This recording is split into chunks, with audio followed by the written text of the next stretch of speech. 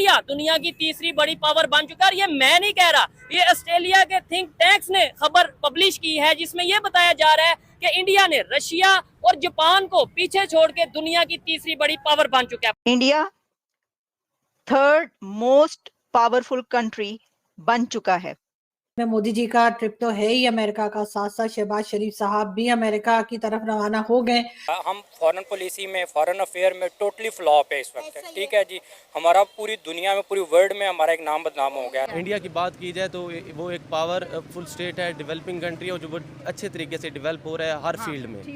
Hello दोस्तों, स्वागत है आपका इंडी पाक न्यूज़ चैनल में। दोस्तों, भारत बन गया है दुनिया का तीसरा मोस्ट पावरफुल कंट्री। मतलब रसिया और जापान को भी इंडिया ने पीछे छोड़ दिया है।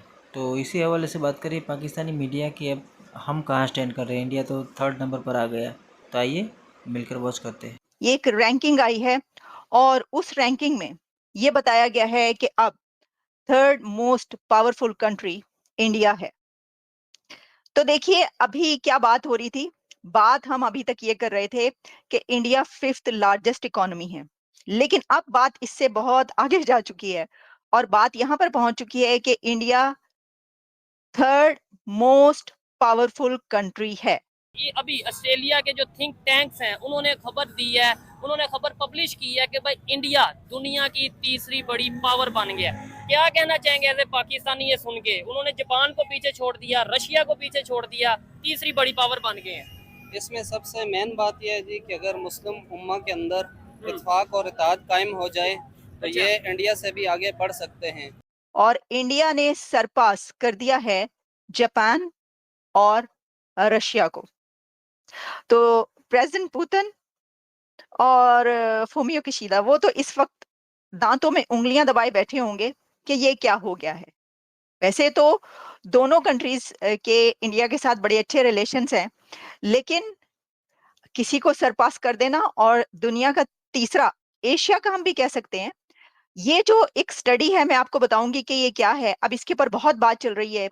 कोई ये कमेंट्स दे रहा है कि मोदी ने इंडिया को तीसरा बड़ा पावरफुल ताकतवर कंट्री बना दिया है। तो अगर चाइना के अलावा कोई दूसरी बड़ी पावर है तो वो इंडिया है। अगर इंडिया के साथ ताल्लुकात अच्छे रहते हैं, फ्रेंडशिप भी रहती है, तो एक किस्म का ऐसे समझ लें कि चाइना यूएस का दूसरा घर होगा बिल्कुल इंडिया, जो कि काफ़ी हद तक चाइना के साथ बॉर्डर शेयर कर रहा है। इंडिया दुनिया की तीसरी बड़ी पावर बन गया। क्या कहना चाहेंगे? हम तो कहते हैं हम उनसे मुकाबला और ये चीज वो चीज, लेकिन आज वो दुनिया, उन्होंने रशिया को पीछे छोड़ दिया है। और ये मैं नहीं कह रहा, ये इंटरनेशनल रिपोर्ट आई है, ऑस्ट्रेलिया के थिंक टैंक्स ये कह रहे हैं।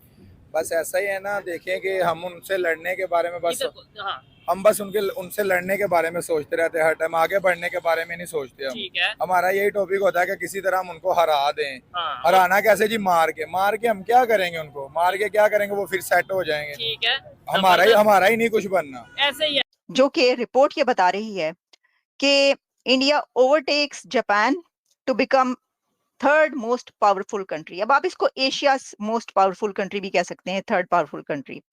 India overtakes Japan to become Asia's third most powerful country, क्योंकि अगर जापान को जब वो ओवरटेक करता है तो आप कहेंगे एशिया का। लेकिन देखिए जैसे मैंने बताया कि 3 कंट्रीज इस वक्त नजर आ रहे हैं, वो ये हैं। According to latest report Australia's Lowy Institute, India has made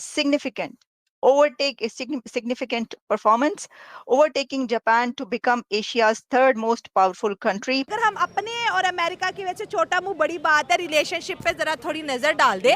America हमें कैसे डील कर रहा है? मैं बिल्कुल ये जो आपने कहा ना कि हम इंडिया की तरह बिहेव क्यों नहीं करते, मैं सिंगल सेंटेंस स्टेटमेंट दूंगा कि जिस तरह हमारे यहाँ सिविल मिलिट्री रिलेशनशिप्स हैं ना, उस तरह इंडिया के यहाँ नहीं है। अच्छा, ठीक है। इंडिया के यहाँ जो उनकी मिलिट्री है या डिफेंस है, उनका काम सिर्फ डिफेंस तक है। हमारे यहाँ अगर आप शुरू से देख लें तो मिलिट्री ने इन्वॉल्वमेंट की है। ठीक है। The comprehensive ranking evaluates national power based on economic relationships, military capabilities, cultural influence and political resilience। यानी जैसा मैंने आपको कहा कि ये किसी एक उस पे नहीं है। सिर्फ आप ये नहीं कह सकते कि भारत जो तीसरा बड़ा मुल्क या ताकतवर मुल्क बन गया है, एशिया का भी तीसरा ताकतवर मुल्क बन गया है, तो उसके अंदर देखिए ना, जब उसने सरपास कर लिया एशिया, रशिया को, और अमेरिका नंबर 1, सेकंड नंबर पर चाइना, तो थर्ड नंबर पे जब भारत आ रहा है तो दुनिया का ही हुआ ना। सिखाया गया है जी इंडिया वाले हमारे दुश्मन है जी। क्या दुश्मनी की है उन्होंने? आके हमारे से रोटी छीन लिया आगे।